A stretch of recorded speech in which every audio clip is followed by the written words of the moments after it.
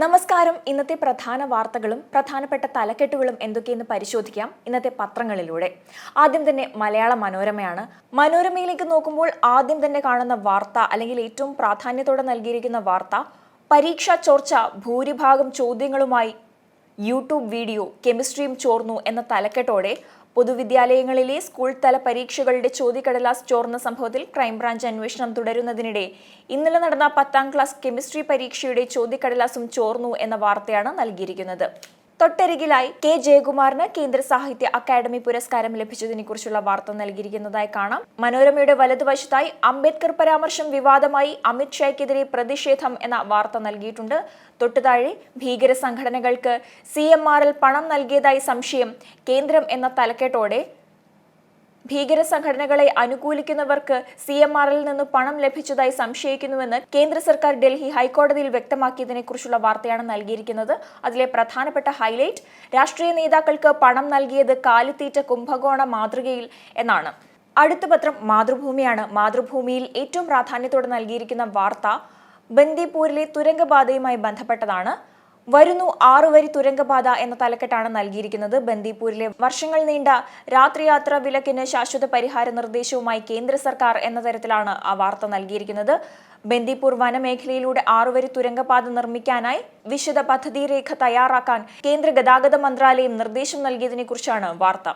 അതുപോലെ മനോരമയിലെ പോലെ കേന്ദ്ര സാഹിത്യ അക്കാദമി പുരസ്കാരം കെ ജയകുമാറിന് എന്ന വാർത്തയും മാതൃഭൂമി നൽകിയിരിക്കുന്നതായി കാണാം. തൊട്ടരികിലായി MR അജിത് കുമാറിനെ കുറിച്ചുള്ള ഒരു വാർത്ത നൽകിയിട്ടുണ്ട്. കഴിഞ്ഞ ദിവസം അദ്ദേഹത്തെ DGP ആയി ഉയർത്തിയതിനെ കുറിച്ചുള്ള വാർത്തകൾ പുറത്തു വന്നിരുന്നു. ആ വാർത്തയാണ് നൽകിയിരിക്കുന്നത്. ആരോപണങ്ങൾക്ക് പുല്ലുവില ഉയർത്തും DGP ആയി എന്ന തലക്കെട്ടാണ് നൽകിയിരിക്കുന്നത്. ഈ വാർത്തയിലെ 3 പ്രധാനപ്പെട്ട ഹൈലൈറ്റുകൾ: അജിത് കുമാറിനെ DGP ആക്കാൻ മന്ത്രിസഭാ തീരുമാനം ത്രിതല അന്വേഷണം നിലനിൽക്കെ സുരേഷ് രാജ് പുരോഹിതിനെയും DGP ആക്കും എന്നിവയാണ് 3 ഹൈലൈറ്റുകൾ. അടുത്ത പത്രം ദീപികയാണ്. ദീപികയിൽ ഏറ്റവും ആദ്യം നൽകിയിരിക്കുന്ന വാർത്ത അംബേദ്കർ പരാമർശ വിവാദവുമായി ബന്ധപ്പെട്ടാണ്. അംബേദ്കറെ അമിത് ഷാ അവഹേളിച്ചെന്ന ആരോപണം, മാപ്പ് പറയണമെന്ന് കോൺഗ്രസ് എന്ന തലക്കെട്ടാണ് നൽകിയിരിക്കുന്നത്. പ്രതിരോധിച്ച് പ്രധാനമന്ത്രി രംഗത്ത് എന്ന ഒരു ഹൈലൈറ്റും ഈ വാർത്തയ്ക്കൊപ്പം തന്നെ നൽകിയിട്ടുണ്ട്. ഈ വാർത്തയല്ലാതെ ദീപികയിൽ പ്രാധാന്യത്തോടെ നൽകിയിരിക്കുന്ന മറ്റൊരു വാർത്ത കൂടി മാത്രമേ ഉള്ളൂ. അത് അനധികൃത ഫ്ലെക്സ് ബോർഡുകളെ സംബന്ധിച്ചുള്ള വാർത്തയാണ്. തദ്ദേശ സെക്രട്ടറിമാരിൽ നിന്ന് പിഴ ഈടാക്കണമെന്ന് കോടതി എന്ന തലക്കെട്ടാണ് നൽകിയിരിക്കുന്നത്. അനധികൃത ഫ്ലെക്സ് ബോർഡുകൾക്ക് പിഴ ചുമത്താത്ത പക്ഷം തദ്ദേശ സ്ഥാപന സെക്രട്ടറിമാരിൽ നിന്ന് തുക ഈടാക്കണമെന്ന് ഹൈക്കോടതി നിർദ്ദേശിച്ചതിനെ കുറിച്ചുള്ള വാർത്തയും വിശദ വിവരങ്ങളുമാണ് നൽകിയിരിക്കുന്നത്. അടുത്ത പത്രം ജന്മഭൂമിയാണ്. ജന്മഭൂമിയിൽ ആദ്യം തന്നെ നൽകിയിരിക്കുന്നത് കെ ജയകുമാറിന് കേന്ദ്ര സാഹിത്യ അക്കാദമി പുരസ്കാരം ലഭിച്ചതിനെ കുറിച്ചുള്ള വാർത്തയാണ്. മറ്റൊരു വളരെ പ്രധാനപ്പെട്ട വാർത്ത നൽകിയിരിക്കുന്നത് CMRLുമായി ബന്ധപ്പെട്ട വാർത്തയാണ്. CMRLനെതിരെ SFIയുടെ ഗുരുതര വെളിപ്പെടുത്തൽ, ഭീകര സംഘടനാ ബന്ധമുള്ളവർക്ക് പണം നൽകിയെന്ന് സംശയം എന്ന തലക്കെട്ടാണ് നൽകിയിരിക്കുന്നത്.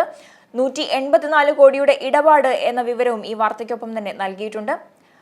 നൽകാത്ത സേവനത്തിന്റെ പേരിൽ മുഖ്യമന്ത്രിയുടെ മകളുടെ കമ്പനിക്ക് CMRL പണം നൽകി, വ്യാജ ബില്ലുകൾ ചമച്ചതായും കണ്ടെത്തി എന്ന ഹൈലൈറ്റുകളും ഈ വാർത്തയ്ക്കൊപ്പം നൽകിയിട്ടുണ്ട്. ഏറ്റവും ഒടുവിലായി മേലധികാരികളുടെ പീഡനം തുടർക്കഥ, മനോധൈര്യം ചോർന്ന് പോലീസ് സേന, 8 വർഷത്തിൽ 139 ആത്മഹത്യ, 284 സ്വയം വിരമിക്കൽ എന്ന തലക്കെട്ട് നൽകിക്കൊണ്ട് സംസ്ഥാന പോലീസ് സേനയുടെ മനോധൈര്യം ആത്മവിശ്വാസവും ചോരുന്നു എന്ന തരത്തിലാണ് ഈ വാർത്ത നൽകിയിരിക്കുന്നത്. കഴിഞ്ഞ ദിവസങ്ങളിൽ 2 പോലീസുകാരാണ് സ്വയം ജീവിതം അവസാനിപ്പിച്ചത്. ഇതോടെ 8 വർഷത്തിൽ സേനയിൽ ആത്മഹത്യ ചെയ്തവരുടെ എണ്ണം 139 ആയിരിക്കുകയാണ്. ജോലി മതിയാക്കി സ്വയം വിരമിച്ചവരുടെ എണ്ണം 284 ആയിരിക്കുകയാണ്. അടുത്ത പത്രം മാധ്യമമാണ്. മാധ്യമത്തിൽ വളരെ പ്രാധാന്യത്തോടെ നൽകിയിരിക്കുന്ന വാർത്ത അമിത് ഷായുടെ അംബേദ്കർ പരാമർശവുമായി ബന്ധപ്പെട്ടതാണ്. തൊട്ടു പൊള്ളി, അമിത് ഷായുടെ അംബേദ്കർ പരാമർശത്തിൽ വ്യാപക പ്രതിഷേധം എന്ന തലക്കെട്ടാണ് നൽകിയിരിക്കുന്നത്. രാജി തേടി പ്രതിപക്ഷം, പാർലമെന്റ് സ്തംഭിച്ചു എന്ന ഒരു ചെറിയ തലക്കെട്ടും ഈ വാർത്തയ്ക്കൊപ്പം തന്നെ നൽകിയിട്ടുണ്ട്. അമിത് ഷാ പറഞ്ഞതെന്ത് എന്നത് ഈ വാർത്തയ്ക്കുള്ളിൽ ഒരു മഞ്ഞ കോളത്തിലായി നൽകിയിട്ടുണ്ട്. തൊട്ടരികിലായി വാർത്താ സമ്മേളനത്തിൽ അമിത് ഷാ പ്രസംഗം വളച്ചൊടിച്ചു എന്ന ചെറിയ തലക്കെട്ടോടെ ഒരു കോളവും നൽകിയിട്ടുണ്ട്. ഇനി അടുത്ത വാർത്ത നോക്കാം. വിദ്വേഷ പ്രസംഗം, ഹൈക്കോടതി ജഡ്ജിക്ക് താക്കീത് എന്ന തലക്കെട്ടോടെ മുസ്ലിങ്ങൾക്കെതിരായ വിദ്വേഷ പ്രസംഗം നടത്തിയ അലഹബാദ് ഹൈക്കോടതി ജഡ്ജി ജസ്റ്റിസ് ശേഖർ കുമാർ യാദവിന് ചീഫ് ജസ്റ്റിസ് സഞ്ജീവ് ഖന്ന അധ്യക്ഷനായ 5-അംഗ സുപ്രീം കോടതി കൊളീജിയത്തിന്റെ താക്കീത് എന്ന വാർത്തയാണ് നൽകിയിരിക്കുന്നത്. ഭരണഘടനാ പദവിയുടെ മാന്യത കാക്കണമെന്നും പൊതുപ്രസംഗങ്ങളിൽ ജാഗ്രത പുലർത്തണമെന്നും സുപ്രീം കോടതി കൊളീജിയം എന്ന ഹൈലൈറ്റും ഈ വാർത്തയ്ക്കൊപ്പം നൽകിയിട്ടുണ്ട്. മറ്റെല്ലാ പത്രങ്ങളിലെയും പോലെ കെ ജയകുമാറിന് കേന്ദ്ര സാഹിത്യ അക്കാദമി പുരസ്കാരം ലഭിച്ചതിനെ കുറിച്ചുള്ള വാർത്തയും മാധ്യമത്തിൽ കാണാൻ സാധിക്കും. അടുത്ത പത്രം കേരള കൗമുദിയാണ്. കൗമുദിയിൽ മറ്റു പത്രങ്ങളിൽ നിന്നെല്ലാം വ്യത്യസ്തമായി ആദ്യം തന്നെ അല്ലെങ്കിൽ വളരെ പ്രാധാന്യത്തോടെ നൽകിയിരിക്കുന്ന വാർത്ത വയനാട് ഉരുൾപൊട്ടൽ ദുരന്തവുമായി ബന്ധപ്പെട്ട വാർത്തയാണ്. കേന്ദ്രത്തോടും കേരളത്തോടും ഹൈക്കോടതി ഔചിത്യം ഒട്ടുമില്ലേ എന്ന തലക്കെട്ടാണ് നൽകിയിരിക്കുന്നത്.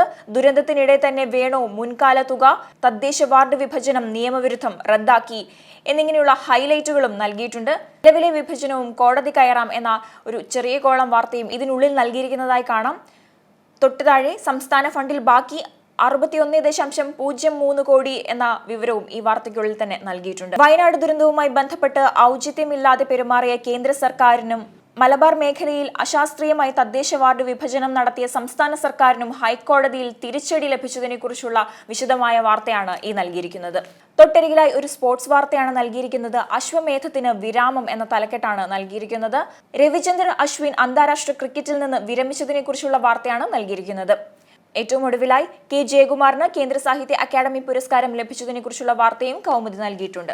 അടുത്ത പത്രം ദേശാഭിമാനിയാണ്. ദേശാഭിമാനിയിൽ വളരെ പ്രാധാന്യത്തോടെ നൽകിയിരിക്കുന്ന വാർത്ത കേന്ദ്രം ആവശ്യപ്പെട്ടത് 8 വർഷം മുൻപത്തെ പണം, ഹൈക്കോടതിക്കും അത്ഭുതം എന്ന തലക്കെട്ടോടെ മുണ്ടക്കൈ ഉരുൾപൊട്ടൽ ദുരന്തത്തിൽ പുനരധിവാസത്തിന് സഹായം നിഷേധിച്ചതിനു പിന്നാലെ മുൻകാല രക്ഷാപ്രവർത്തനത്തിന് ഹെലികോപ്റ്റർ ഉപയോഗിച്ചതടക്കം കേരളത്തോട് 132.62 കോടി രൂപ ആവശ്യപ്പെട്ട കേന്ദ്ര സർക്കാരിന് ഹൈക്കോടതിയുടെ ശകാരം എന്ന തരത്തിലാണ് ആ വാർത്ത പുരോഗമിക്കുന്നത്.